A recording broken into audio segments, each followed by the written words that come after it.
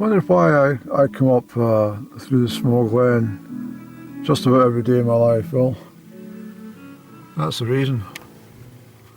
Can't really see it well on the camera because it's, the windscreen's slightly, what do you call it? Whatever. But it's an absolutely stunning night. It's the 9th of August, Andy. Is it? It's a Sunday, yes, it must be the 9th.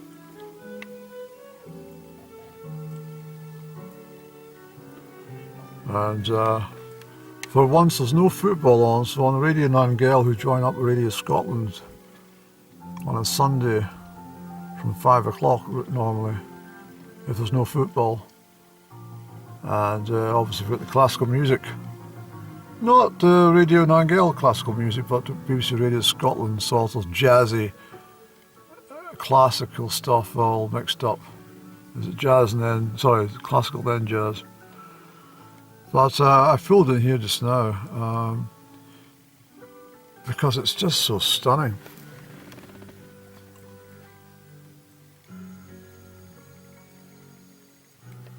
The sky is absolutely blue. So I was in the house, and where I am, in my village, the sun doesn't get there. The sun's very poor at hitting my place. We don't get much sunlight at dawn, and we don't get much sunlight in the evening. And many of the houses in darkness, complete darkness from about 5 o'clock in the afternoon. Although that changes slightly in the winter as the sun sort of comes round to the southwest where it sets, but at this time of year it's still quite far north. So we'll shoot up to Glenquaich, Andy. I mean, the music was absolutely fantastic, and I was just driving at 40 miles an hour. I wasn't, not a care in the world actually. But that's the reason I come out, is I come up here because I like seeing all the different views and all the different weather conditions. They change daily. Particularly last night when I came down. Was it last night or the night before? I can't even remember. Maybe the night before, Andy, I think. I can't remember. But the Aberruchels were absolutely beautiful with the mist and clouds that were sort of just sitting by Ben Vorlich and over the tops of, well, they were buried, the Aberruchels were buried in some respects with clouds rising. But it's a beautiful glen. I absolutely love it. And when you get some classical music like we've got just now, it makes it absolutely adorable to drive up here.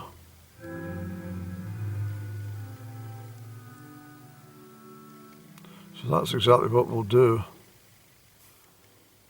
And you can see the easterly edge of Milrima there.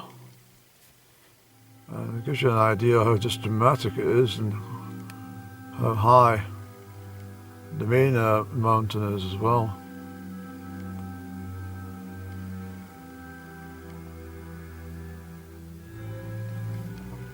So what we'll do, Andrew, we'll shut camera and we'll pick up again when the light's a bit better up in Glenquaich, shall we?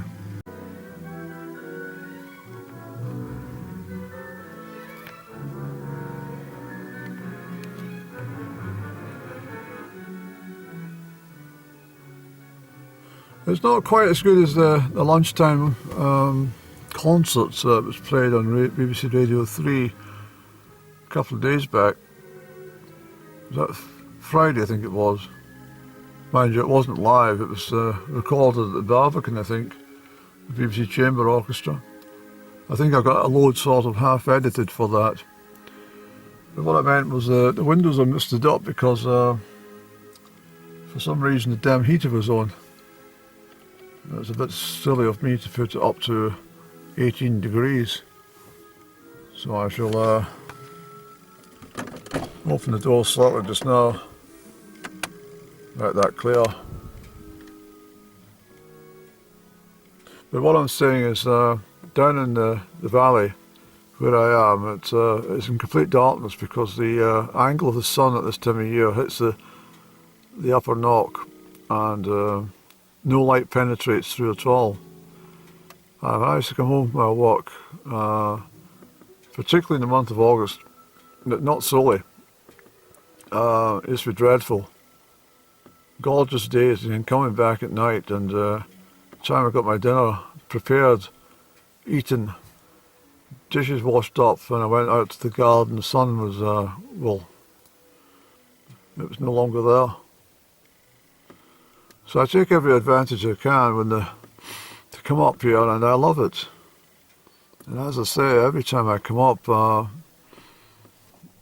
the landscape is completely different from the day before because of the light. So we'll go along to Glenquaich car parking area, which I normally stop at. The reason for that is because I've got a camper van, the first I've seen this year, sitting on my right hand side just for a few metres away. So I don't want them thinking I'm camped up here for the night, because they're probably all settled to have supper or something.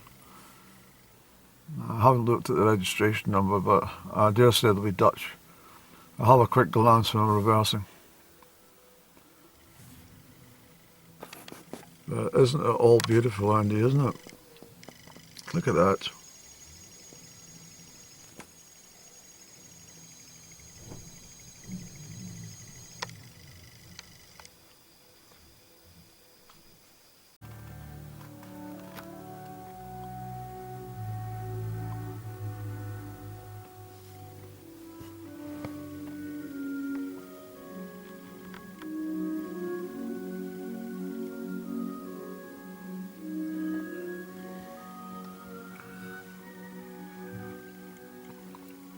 Well, the sky tells me that it's going to be settled for a couple of days, and perhaps I might get the glorious 12th as a glorious day.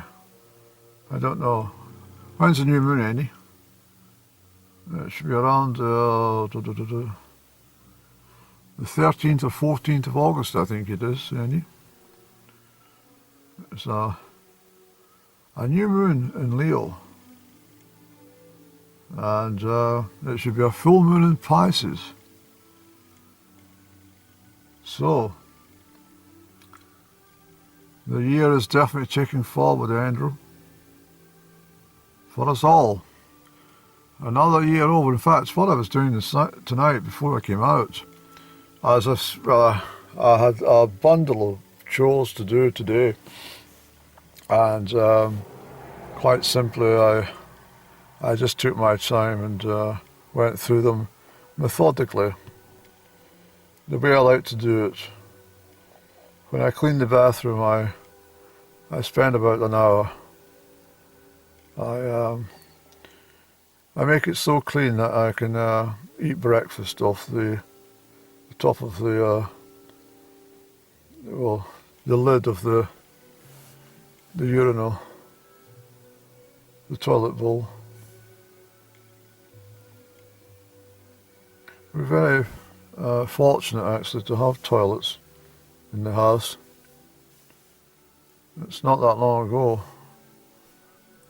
It's only about 60 years ago, 60 or 70 years ago actually, that a lot of people didn't have toilets in the house. And certainly 100 years ago, there was probably about less than 10% of the population had a toilet in the house. Even the town, back in the 1930s, well, my granny told me, she said that the toilets are out the back of the houses. And in the 1930s, a new high street was constructed. Early 1930s. And that's when they put the toilets in.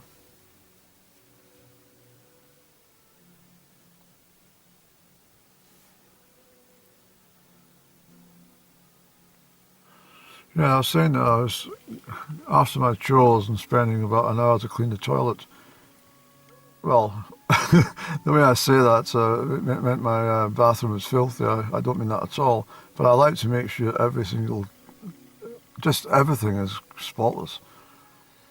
And it's part of my routine. It means that room is like that for a full week before I have to return. Will you please get on with your story and stop bloody, diverging all the time into other stupid tales? No, I'm sorry for being so reckless in my mind. I was looking at old diaries. I was thinking about the 8th and 9th of August, but for some reason I've only got the 9th of August scribbled half roads. Interestingly, I was looking at 1980 and I've got most of my reports of Highland Games visits where I've been and stuff, and as a question that was posed just a week ago when I was talking about at Lochran Head. What was it? No, Tainelt it was actually. Trying to work out where the heck I would be at Tainelt. And I would have been at Balloch on the Saturday and Blairgowrie on the Sunday. And from reading the page on that one at Balloch Games in 1980, and it all came back to me.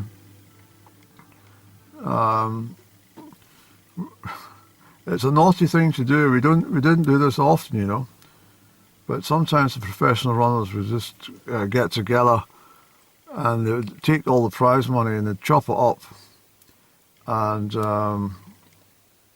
they would make a race for the crowd, but we'd already decided who was going to win. So myself, my fellow running companion, Jack, before he went down to join the Met Police, and a chap from Forfar, well, I know his name, but Craig Bell. Craig Bell, me and Derek, we just decided we'd split the prize money. And so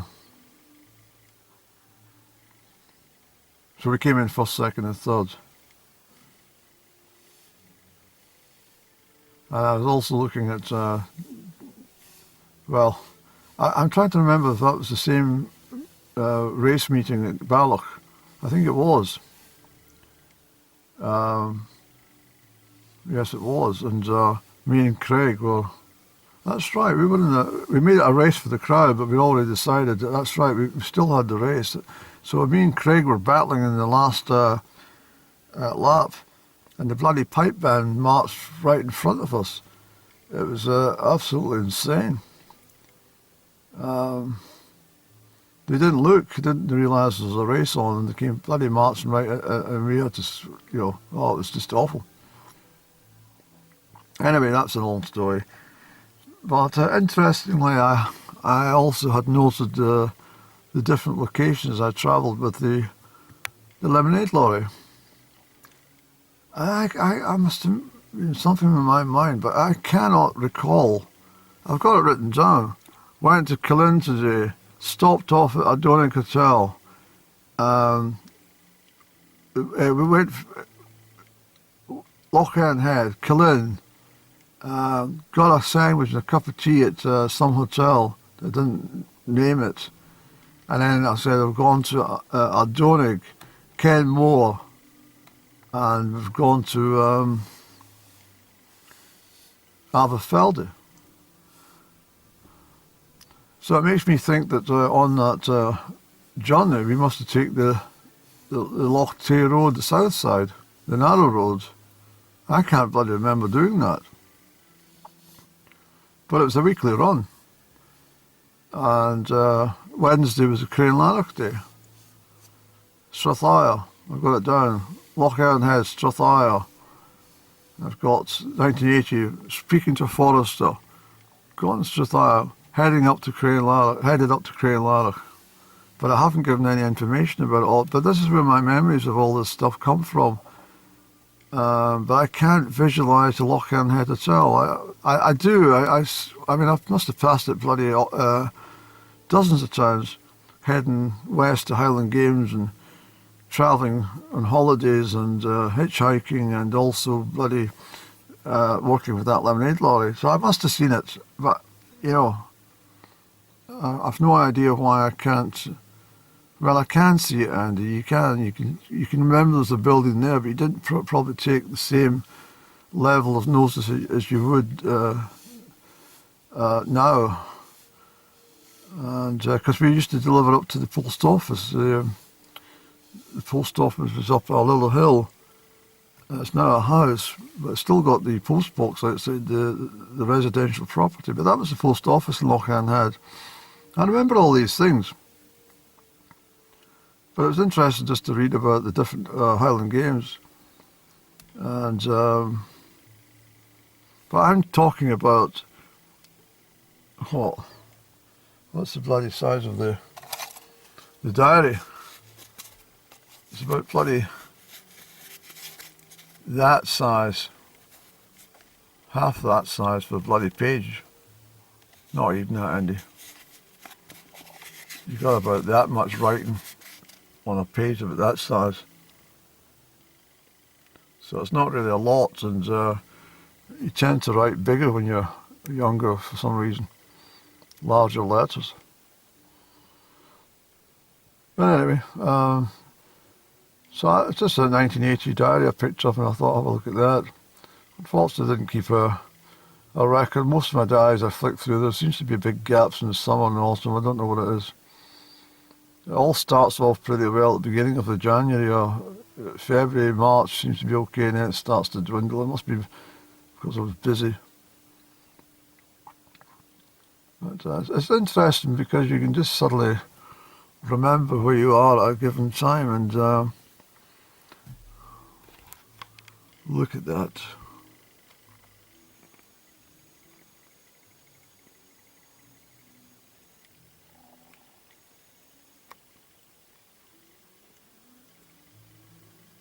I didn't keep a diary after school days, I'm afraid.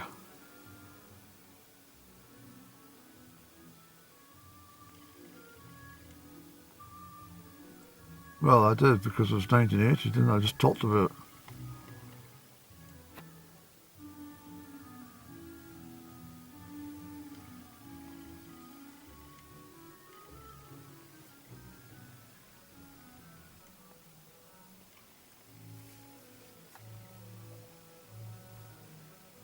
Yeah, deliveries to, delivering to Bankfoot and Dunkeld and Pitlochry. And then I've got, and it fell out with Stuart. That was my driver. Fell out with Stuart at Dalguy's. I remember I used to deliver to Dalguy's house. I think I was talking to somebody, some female, and I think he got fed up with him doing all the work, and he got onto me. And then we fell out with each other. He was quite a huffy chap. He wasn't really very communicative. Not like one of the other two of the other drivers were quite jolly.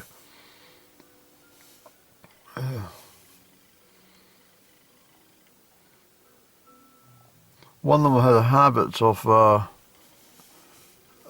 winding down the window, making awful sort of throat noises before he wound down the window and spat. I used to think it was the most fucking disgusting thing on earth. It was really horrible. It was just horrid. And he used to do it often, and I hated it. But it was a good job, that. I liked it. I spent weeks at that job on the books during 1980, and then I've gone to work with a company called Shanks McEwen as a chain boy, which was up Loch Turret. Sorry, up Glenturret, on the road to Loch Turret, at the lower power station. Up from the lower power station, and you get the facts right, will you? Near the power station, and company Shanks McEwen, and my job was to gather concrete. When they poured concrete, was to gather that, stick it in a steel container, smooth it off, and do 4 of them, and carry it down to the civil engineer, and he would send it off for it to be tested, make sure it was the right strength for the job. It was crazy stuff, but and then holding a staff, which is a big long sort of meter stick, which is about 3 meters, no, about 6 meters high. I also carry the level, or the theodolite, for the civil engineer. So the civil engineer could be away over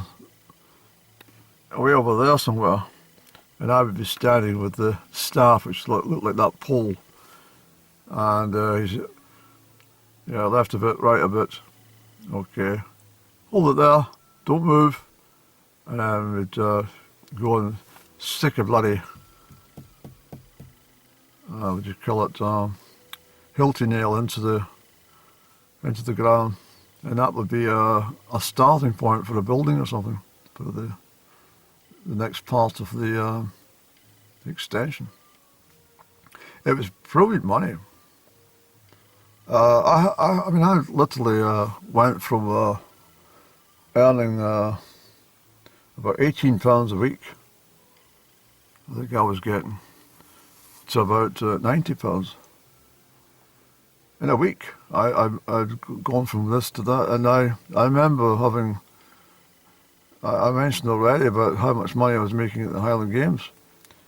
I started to become quite wealthy, and I remember going away and buying bloody, by pride and joy, my Waltham stereo system. I went to Bath and bought it. I don't know what store it was, but I bought it. It was all delivered, and it was all hand, what do you call it? It was walnut veneer. It was a really smashing, what do you call it? Record and tape deck. Of course, there's no CDs at that point in 1980. I think I bought it in January or February 81, I think it was. I bought it, or was it November 80? I can't quite remember. Sometime in the winter. And what a fabulous sound. The speakers were massive as well. Yeah, it was a really good system, a Waltham stereo system.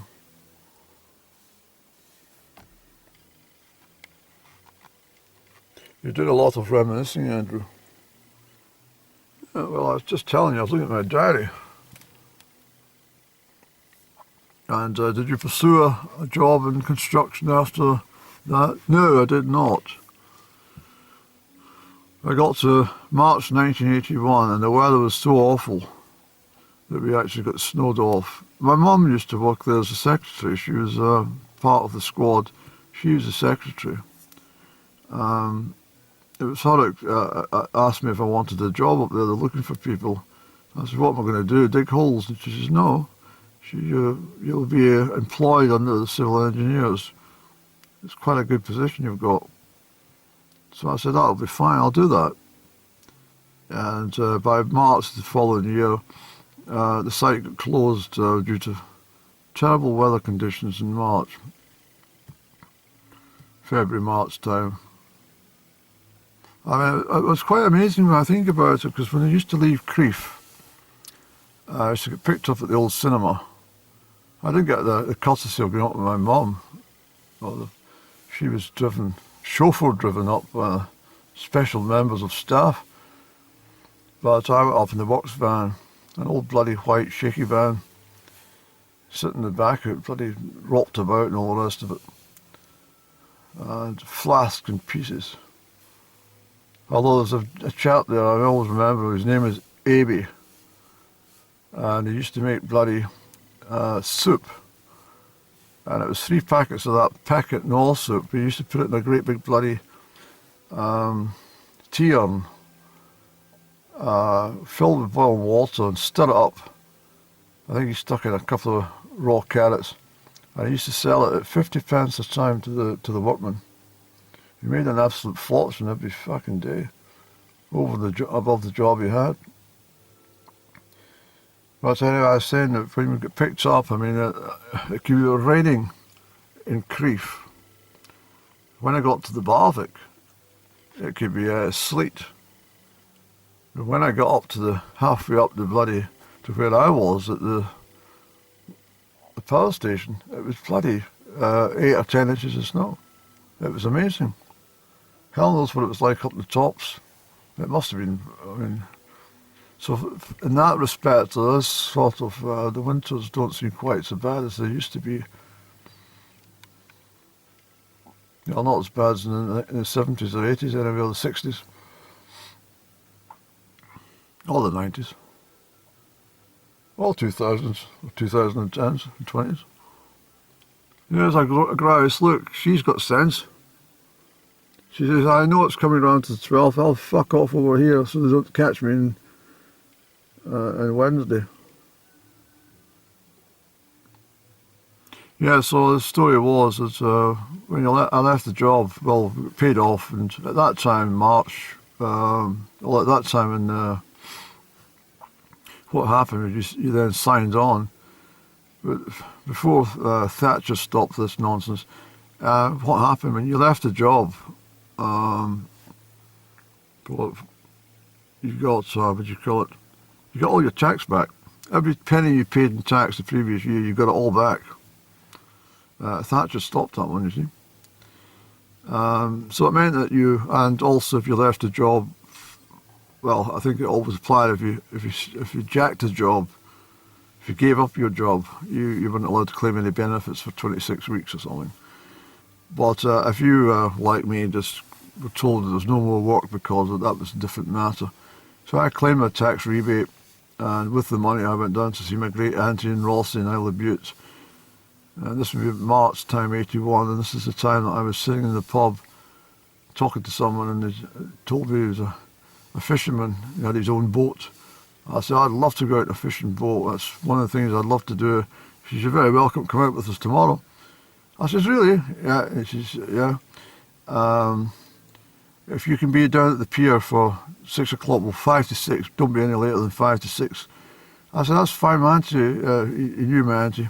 I said, I'm up in Castle Street. That's fine, you're not far to walk then.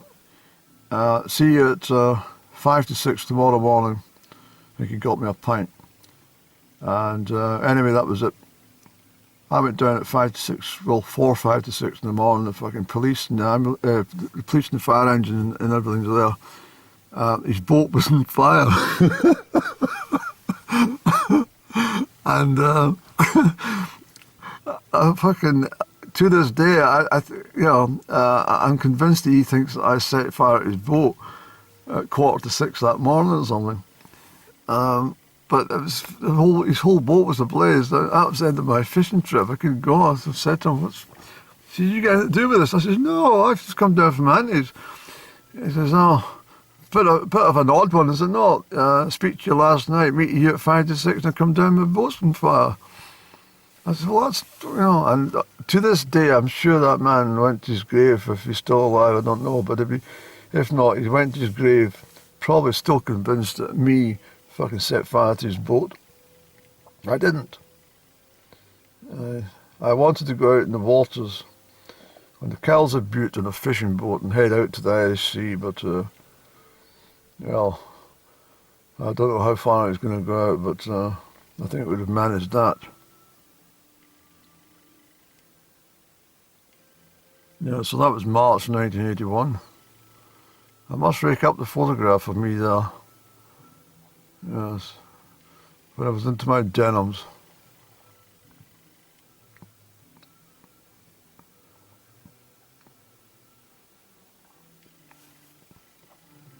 Let's have a cigarette around. I'm going to put my own sign up there on that one there.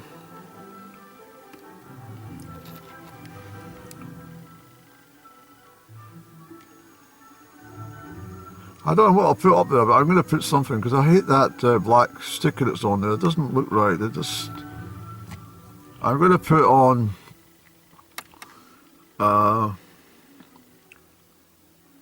free soup on Tuesdays. That's what I'm going to put up, something like that.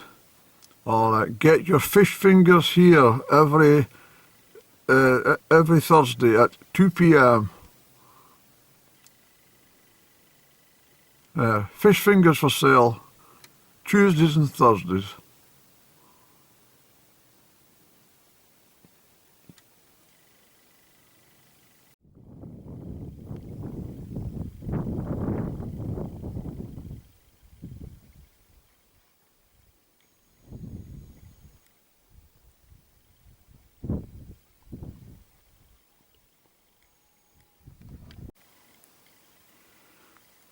So I pulled in here just because, well, that's the Girron over there. It was originally called the Garron, but they call it the Girron. There's a deer in there. I think you remember, was it last year or the year before?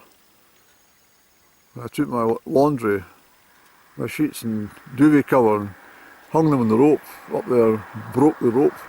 That was either last year or 2 years ago, I can't remember, it was August time. But isn't it fabulous? I was saying recently about the colours of the heather starting to come through.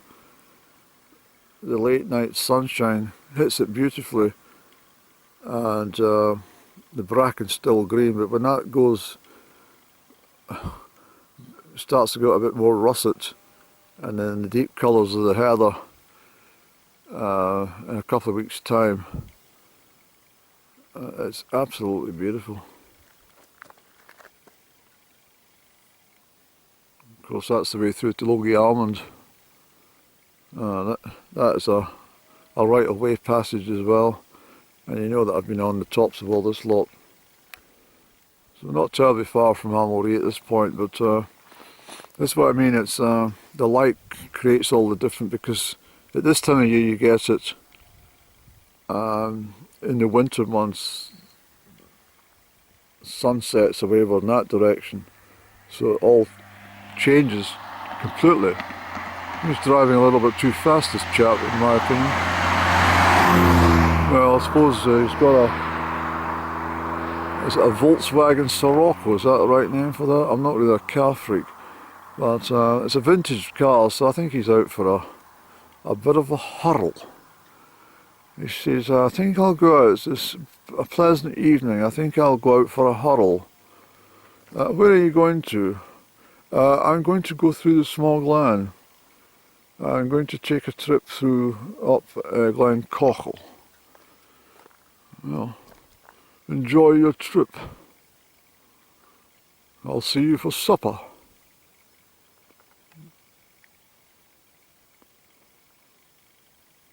Not a breath of wind. It's going to be a cold night. It's going to be a very almost frosty tonight. Well, not a frost, but there will be an air frost actually.